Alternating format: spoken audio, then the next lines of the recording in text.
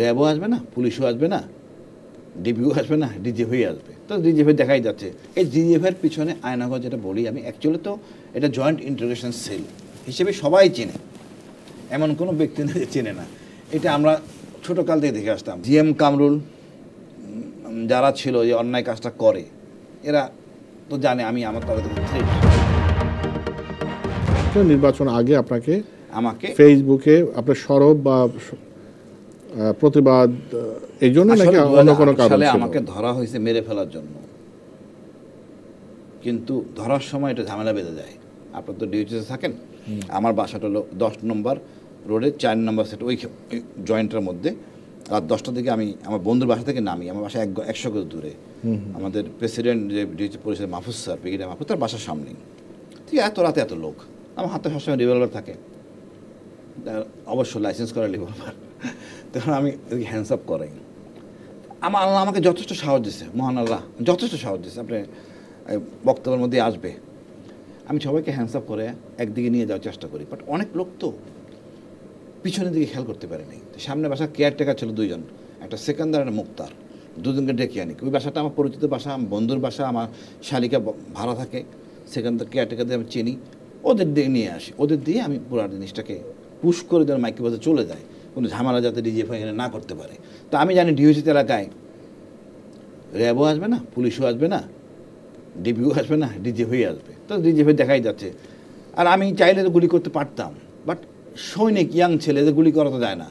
Officer কোনো সৈনিককে গুলি করে না, তো গুলি করলে তো ভণ্ড হয়ে যেত। আকাশে গুলি করলেও ভণ্ড হয়ে যায়, চিৎকার দিলেও ভণ্ড হয়ে যায়। যখন তারা আমার কোমরে আঘাত করে পিছনে, তখন অস্ত্র আমি ফেলে দিই, বা বলতে আমার হাতে পড়ে যায়, জাস্ট কয়েক সেকেন্ডের জন্য। তারপর চিৎকার দিই, লোকজন জ্বর হয়, তারা তাড়াহুড়া করে চলে যায়। মিন হোয়াইল কী করে, একটা কেয়ারটেকারকে তারা নিয়ে যায়, মুক্তারকে নিয়ে আপনাদের ইসিবি চত্বরটা, ওইখানে নিয়ে তাকে ইচ্ছা মতো মারধর করে ফেলে দেয় রাস্তায়, তার মোবাইলটা নিয়ে নেয়। মুক্তার বাসায় চলে আসে, পরে আমি শুনি আর কি। আর আমাকে নিয়ে তারা দিয়ে ইচ্ছা মতো মারে, ভাই ইচ্ছা মতো মারে। এবারে কোথায় রাখলো? এই জিজিএফের পিছনে আয়নাগর যেটা বলি আমি, অ্যাকচুয়ালি তো এটা জয়েন্ট ইন্টিগ্রেশন সেল হিসেবে সবাই চেনে, এমন কোনো ব্যক্তি নেই যে চেনে না। এটা আমরা ছোটোকাল থেকে দেখে আসতাম। কারণ আমাদের ইনফেন্ট্রি অফিসার মেস হলো mess B, station officer mess B, তার জাস্ট পিছনে ওখানে মসজিদ আছে, ওখানে নামাজও পড়তাম। জায়গাটা আমাদের পূর্ব পরিচিত। পরবর্তীতে এরা বেশ ডেভেলপ করে, অনেক রুম বানায়। আমি যেই কমপ্লেক্সে ছিলাম সেখানে 10টা রুম ছিল, পুরো রুমই ভরা ছিল। প্রতিদিনই আতঙ্ক ছিল, ভয়, ভীতি, চিৎকার, এগুলি ছিল, প্রতিদিনই ছিল। একটা ইনসিডেন্ট ঘটতো। ওরা আমাকে যে প্রশ্নগুলি করে, মূলত প্রথমে নিয়ে মারলো বললেন, ওই হ্যান্ড ওভার করার সময় মারে। তারপরে যখন ইন্টারেকশন করা হতো, হাত পা বেঁধে আতঙ্কের মধ্যে তো পাই।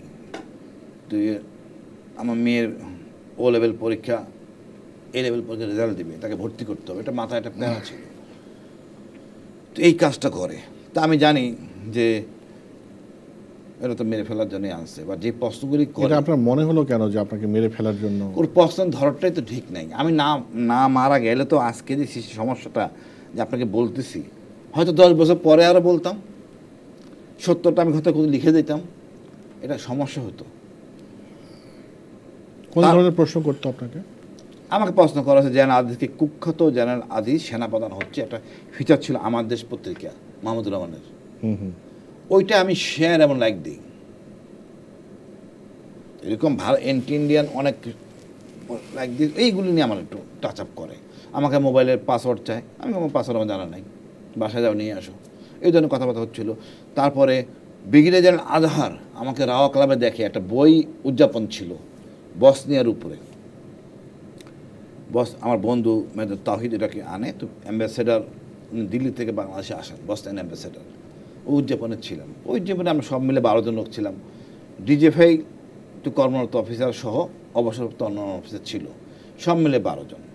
ওইটা কাভার করে ব্রিগেডিয়ার জেনারেল আজহার। সে সম্ভবত তখন ডিজিএফআইতে সংযুক্ত, সে আমার ইমিডিয়েট জুনিয়র। তো প্রশ্ন ওইটা নিয়েই হচ্ছিল, তো অন্য কেউ তো করার কথা না। আর মূল যে বললাম আপনাকে ভাই, এই জিএম কামরুল যারা ছিল যে অন্যায় কাজটা করে, এরা তো জানে আমি আমার তাদের কাছে থ্রেট। আল্লাহ মহান আল্লাহ আমাকে যথেষ্ট সাহসী বানাইছেন, আমি যে কোনো সময় প্রতিশোধ নিতে পারি। সক্ষমতা আমার ছিল, কিন্তু আমি প্রচলিত নিয়মকে বিশ্বাস করি, ধারণ করি, এর মাধ্যমে বিচার হওয়া সম্ভব।